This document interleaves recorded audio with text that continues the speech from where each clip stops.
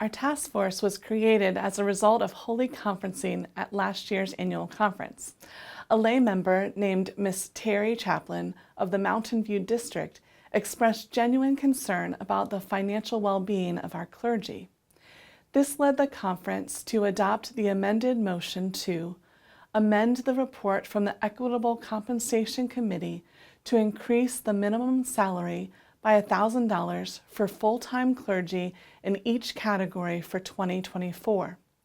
This motion was put into effect in January for all full-time clergy receiving minimum compensation. Out of that same concern regarding the compensation of clergy across our conference, another motion was made by the Reverend Dr. Janine Howard of the Northern Virginia District. Discussion followed, and her motion was passed by the 2023 conference to create our task force. The approved motion was that a work group be created by the annual conference to study housing allowances for clergy and make recommendations to create consistent and equitable practices for setting the allowances. Additionally, the motion suggested that conference commissions related to advocacy, clergy excellence in the Board of Ordained Ministry, equitable compensation, CFA, and others as deemed necessary be included in the study.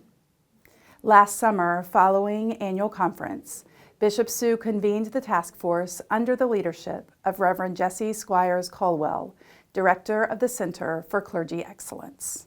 Our team studied our own housing statistics and the practices of various United Methodist conferences in the southeastern jurisdiction and beyond. This research also led us to do a study on the minimum salary of clergy in the Virginia Conference starting out and how much housing may impact them.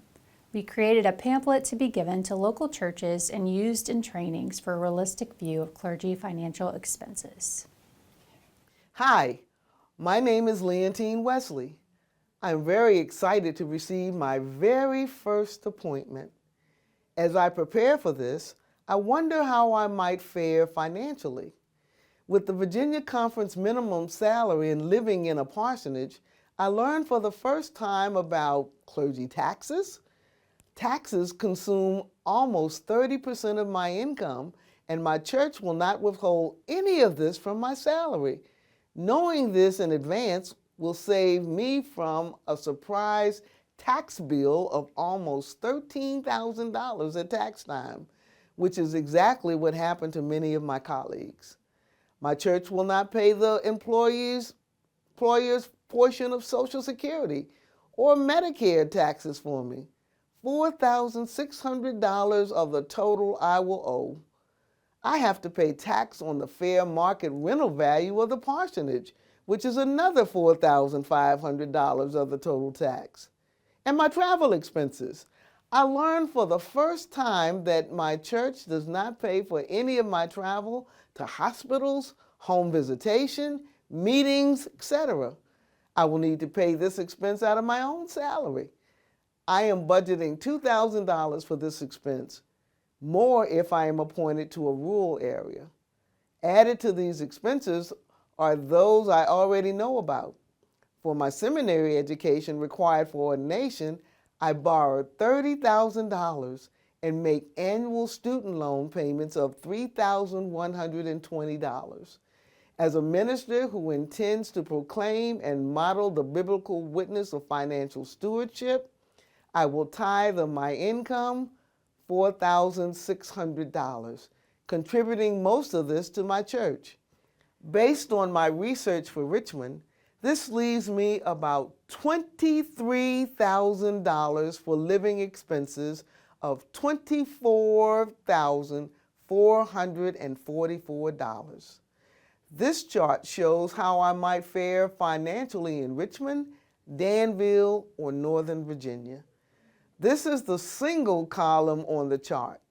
You can also see how a single parent or a married minister with a spouse who cares for the children full-time fares financially.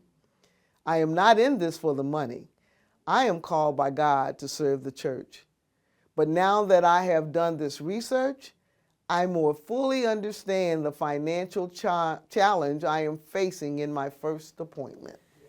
With these findings in mind, the committee had various collaborative conversations among many of our conference boards and agencies, including the Board of Ordained Ministry, the Cabinet, Pensions and Benefits, the Equitable Compensation Committee, the Committee on the Status and Role of Women, the Commission on Disabilities, the Board of Laity, the Treasurer's Office, the Cross-Cultural, Cross-Racial Committee, the Commission on Ethnic Minority Concerns, the Committee on Finance and Administration.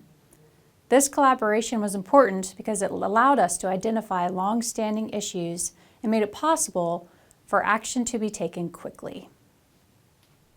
We are pleased to share with you our recommendation from the task force regarding clergy housing policies in the Virginia Annual Conference. Our foremost achievement had been the development of the Virginia Conference Annual Housing Review Worksheet. This tool, detailed on pages 16 and 17 of the Book of Reports in the Just Compensation Report, is designed for the use by staff-parish relationship committees in collaboration with the district superintendent to accurately calculate clergy housing allowances. As outlined in our Cabinet Clergy Housing Policy, these allowances are determined based on the fair rental value of a 3-bedroom, 1.5-bath home in the church's community.